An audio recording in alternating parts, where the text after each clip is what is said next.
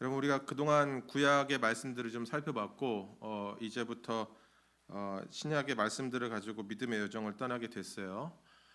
그런데 이제 사복음서에서 마가복음은 몇 번째 위치에 있죠? 몇 번째 위치에 있습니까? 세 번째요? 심각한데요. 마태복음 바로 다음에 두 번째 위치에 있죠. 네. 세 번째는 상상도 못했던. 갑자기 설교가 막히는데. 우리 CMI들도 기본적으로 이건 다 알아요. 애들 달달달달 외워요. 제네시스 그다음에 뭐지? 엑소더스, 레비티커스, 넘버스, 듀로노미 하면서 쭉 외우거든요. 여러분들 회개하십시오. 네, 순서상 두 번째 책인데 그 가장 먼저 기록된 복음서로 AD 70년에서 71년경에 기록된 것으로 봅니다. 기록된 시기에 대해서는 여러 가지 설들이 있어요. 63년, 65년, 67년, 70년경 이런 건 있는데 저는 개인적으로 70년에서 71년경을 지지합니다. 다른 복음서들도 복음서라는 이름에 걸맞게 복음을 전하고 있지만 유독 마가복음은 복음이란 과연 무엇인가? 그것에 대해서 더욱더 중심을 두는 복음서라고 보아도 과언이 아닐 겁니다.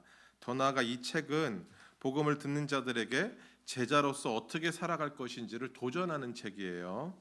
오늘 우리가 다루는 1장 마가복음의 첫 문장은 하나님의 아들 예수 그리스도의 복음의 시작이라는 선언과 함께 이제 시작합니다.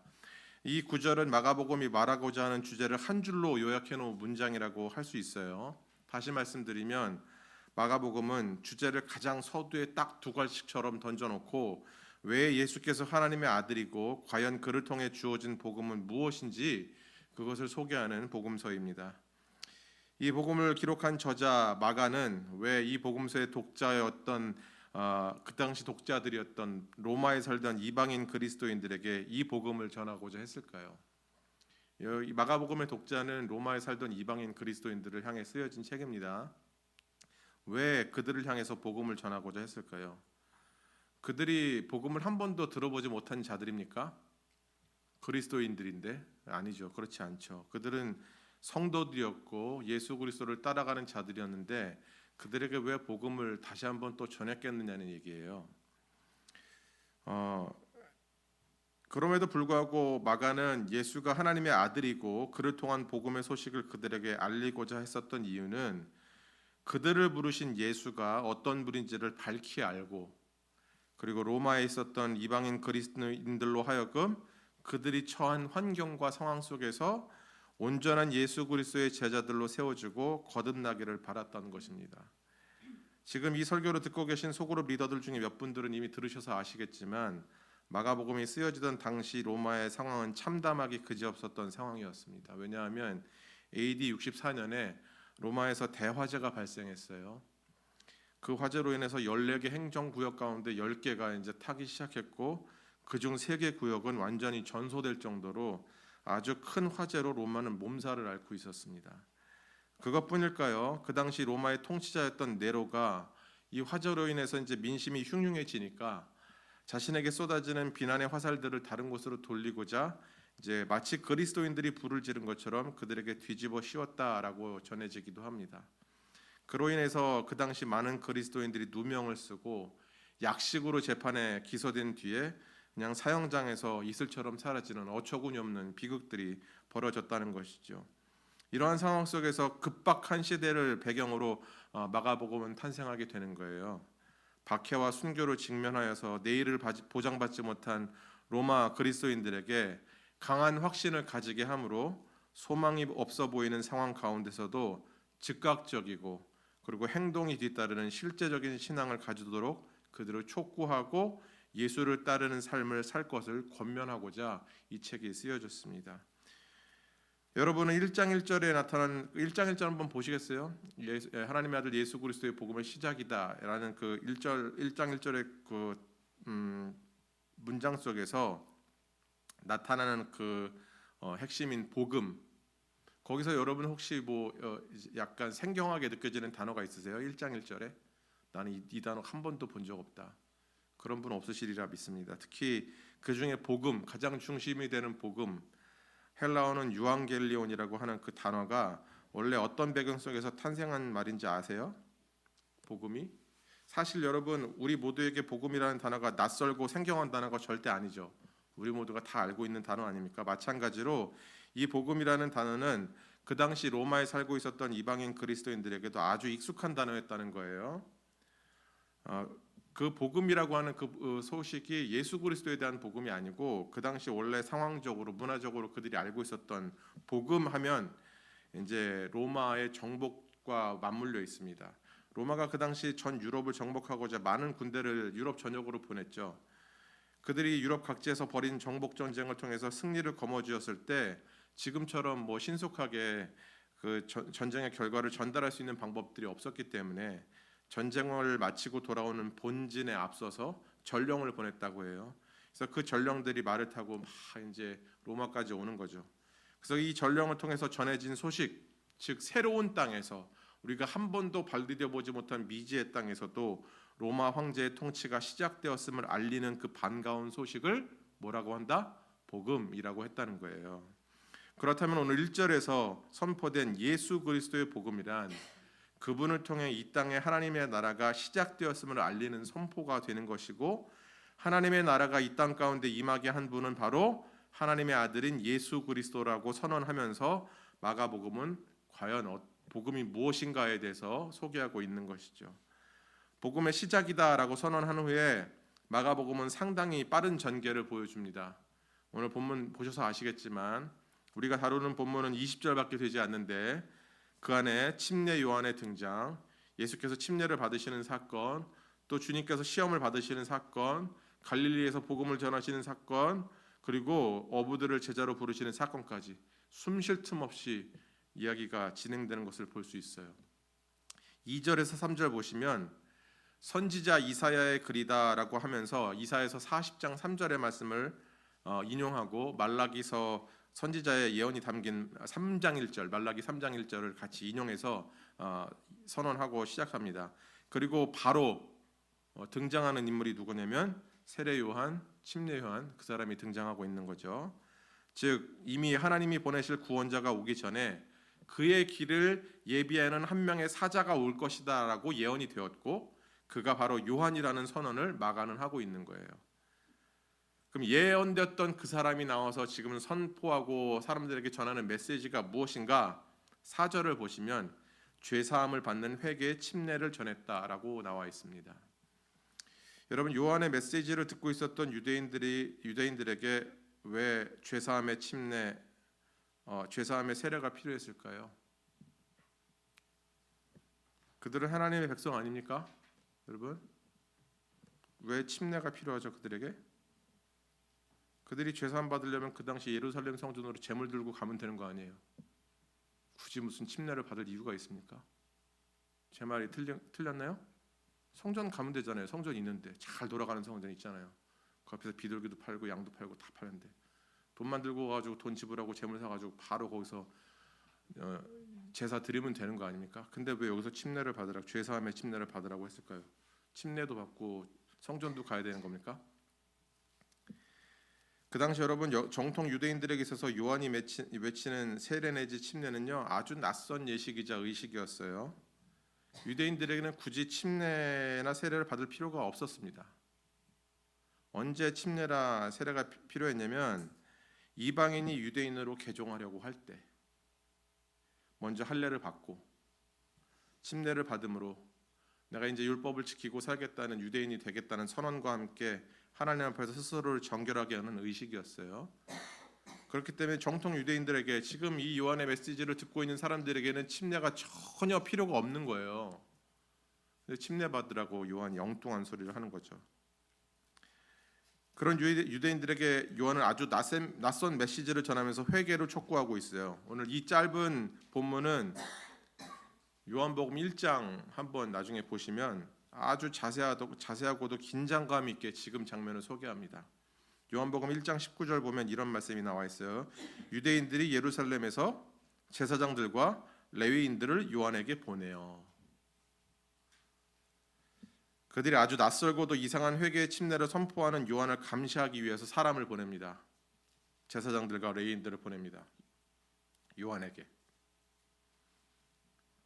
그러니까 그들이 듣기에도 도무지 이거는 받아들이기 힘든 메시지였던 거예요. 재물 들고 성전으로 가면 되는데 그것도 요단강에서 회개의 침례를 받으라고 외치는 그 요한의 메시지는 우리가 생각하기에 이단처럼 들렸던 것이죠. 결국 그들이 요한에게 묻죠. 네가 누구냐? 네가 엘리야냐? 네가 그 선지자냐? 이렇게 묻습니다. 말라기 4장 5절 보면 이런 말씀이 있어요. 보라, 여호와의 크고 두려운 날이 이르기 전에 내가 선지자 엘리야를 너희에게 보내리니. 이 말씀에 근거해서 제사장들과 레위인들이 요한에게 질문을 던지는 거예요. 네가 엘리야냐고. 이렇게 질문을 던지고 있습니다. 요한은 유대인들에게 회개의 침례를 전하면서 그들의 위선적인 신앙을 날카롭게 지적하죠. 돌이켜야 된다고, 회개해야 된다고, 그리고 하나님의 나라가 임했으니까 거기에 합당한 삶을 열매로 맺으라고 이야기합니다. 하나님의 백성이라 하면서 겉으로 보여지는 제사와 의식들은 중요하게 여기나 삶으로 하나님의 백성임을 드러내지 못했던 그 당시 유대인들을 향해 요한은 경종을 울리고 있었던 것이죠. 그리고 요한은 자신은 그냥 단지 물로 침례를 베풀지만 자기보다 능력 많으신 분이 곧 오시는데 그분은 성령으로 침례를 베푼다라고 선포합니다. 즉 구약에서 예언된 자가 실제로 딱 나타나가지고 앞으로 오실 그분 예수 그리스도가 바로 구원자임을 선포하는 장면을 마가는 지금 기록하고 로마에 있는 이방인 그리스도인들에게 이 이야기를 전하고 있는 거예요. 마가는 시작부터 요한과 그의 메시지를 소개하면서 하나님의 백성이라 하지만 삶으로 드러내지 못했던 유대인들의 실패를 지적하고 그들의 거짓된 믿음, 그들의 실패한 신앙을 고발하면서 그들을 위해 하나님의 아들이 오셨다라고 선포하기 시작합니다. 더 나아가 이 복음서를 읽게 될 로마에 있는 이방인 그리스도인들에게 그들이 가진 신앙은 과연 어떤 것인지에 대해서 질문하고 있는 거예요. 너희들은 어때? 라는 구절은 없지만 유대인들의 실패를 보면서 하나님의 백성이라 스스로 여겼던 자들에게 이런 경종을 울리는 요한의 메시지를 전달하면서 그럼 이 글을 읽고 있는 너희는 어떤 신앙을 소유한 자들이지? 라고 되묻고 있는 것 같이 느껴진다는 겁니다. 여러분 앞으로 우리가 살펴보겠지만 마가복음은 아주 상당히 속도감 있게 예수님의 생애를 막 소개해요. 특히 예수님의 설교와 가르침보다 실질적으로 행하시고 보이시고 어떻게 사셨는지를 더욱더 초점을 맞춰서 드러내면서 예수 그리스도를 따라가는 자들은 그분이 사셨던 것처럼 우리도 그렇게 살아야 된다라고 노골적으로 드러냅니다. 마가복음은 특징이 그래요. 동일하게 마가는 그가 기록한 복음서를 대하는 우리에게 같은 질문과 도전을 하고 있는 것 아니겠습니까? 우리 삶 안에 예수 그리스도의 통치가 시작되었다는 그 복음은 정말로 작동하는 복음이냐 묻고 있는 것 같습니다. 당신이 정말 예수 그리스도를 따라가는 제자라고 할 수 있겠느냐 묻고 있는 것 같아요.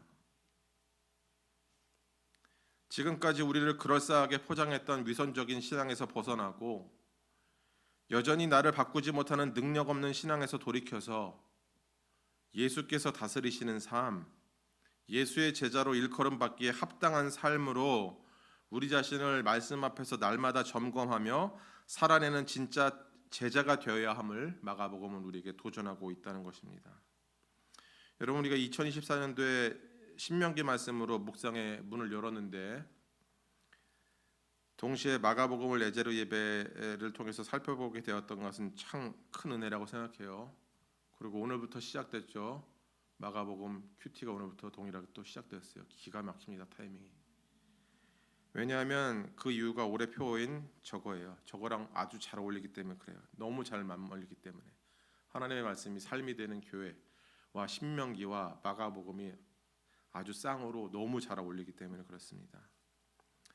약속의 땅으로 들어가기 전에 하나님의 백성으로 영적인 품격을 유지하며 살아가도록 젖과 꿀이 흐르는 땅이라고 이야기하나 하나님의 돌보심이 없이는 그 땅도 광야가 될 수 있음을 기억하고 동시에 마가복음에서 도전하는 진정한 예수의 제자로 합당한 삶을 보이라는 메시지가 올해 초반부터 지속적으로 우리에게 들리기 때문에 여러분 이것은 올해 주제와 걸맞춰서 우리 삶의 큰 도전으로 지속적으로 들려지는 하나님의 메시지와 같다는 것입니다. 본문에 등장하는 요한의 등장이 나타난 뒤에 예수께서 그 요한에게 나오셔서 침례를 받으시는 장면을 소개하는데 이 장면도 한번 보세요. 다른 복음서에서는 길게 설명하는 이 장면을 단지 딱 3계절로 압축해놨습니다. 그러나 그 짧은 3계절 안에 빠져서는 안 될 메시지를 분명히 소개해요. 그것은 10절에서 11절에 나타나는 말씀인데 한번 같이 읽어볼까요? 10절에서 11절입니다. 10절에서 11절 같이 읽습니다. 시작. 곧 물에서 올라오실새 하늘이 갈라짐과 성령이 비둘기 같이 자기에게 내려오심을 보시더니 하늘로부터 소리가 나기를 너는 내 사랑하는 아들이라 내가 너를 기뻐하노라 하시니라. 아멘. 예수께서 굳이 침례를 받으실 필요가 있었을까요? 침례를 받으셔야만 하나님의 아들이라 인정을 받을 수 있었던 것은 아니죠. 하나님의 아들, 아니 하나님 자신께서 굳이 정결하게 하는 침례, 회개의 세례가 그분께 필요했겠냐는 거예요. 그렇지 않죠. 죄를 사하시는 권세를 가지신 분이 굳이 그런 침례를 뭐하러 받으시느냐 이거죠. 이것에 대해서 학자들마다 분분한 의견들이 있지만 그 당시 요한을 통해 이미 시작된 하나님의 사역의 질서 가운데 동참하시겠다라는 것들을 선언하신 의미에서 받으셨다. 이제 예수 그리스도를 통해 하나님의 나라가 선포될 것을 알려서 서문을 여는 것이다. 이렇게 이야기들을 합니다. 결국 여러분 우리가 읽은 것처럼 예수님께서 침례를 받으시고 물에서 올라오실 때 하늘이 갈라진다라는 표현이 등장하는데 이는 마치 성소의 휘장이 갈라져서 우리가 하나님 앞으로 담대히 나갈 수 있었던 기회가 열리듯이 초신자분들 계셔서 말씀드려요. 예수님께서 십자가에 못 박히실 때 성소라고 하는 성전에 있는 휘장이 이렇게 있어요. 성소와 지성소를 구분하는 그 막 그게 쫙 아래서부터 위로 쫙 이렇게 위에서부터 아래인가? 쫙 갈라지는 일이 일어나게 됩니다. 그 휘장에 넘어서 지성소는 아무도 들어갈 수 없었어요. 1년에 한 번 대제사장이 딱 한 번 정결하게 하고 들어갈 수 있었는데 그렇지 않으면 들어갈 수 없었던 아주 거룩한 지역, 홀리 오브 홀리라고 하는 지역이었어요. 감히 넘어갈 수 없었던 그 지역에 휘장이 갈라지면서 누구도 그 하나님 앞으로 나아갈 수 있도록 예수 그리스도의 죽음과 부활을 통해서 나아갈 수 있도록 그 문을 여신 사건이 실제로 일어났는데 예수님께서 마치 침례를 받으시고 올라오실 때 하늘이 갈라지는 것이 이것을 우리에게 상기시킨다는 거예요. 즉 예수 그리스도를 통해 하늘이 열리고 하나님의 나라가 우리에게 찾아오는 것을 상징적으로 의미합니다. 그 당시 누구도 하나님의 통치와 하나님의 나라가 있을 것이다, 임할 것이다 여기지 않았던 죄인들 가운데, 병든 자들 가운데, 사회적으로 괄시와 무시를 당하며 살았던 약자들 가운데, 그리고 모두가 손가락질하던 모든 사회적으로 소외된 자들 가운데 예수님께서 함께 하심으로 그곳에 하나님의 나라가 임했던 것을 여러 복음서는 곳곳에서 우리에게 전하고 있어요.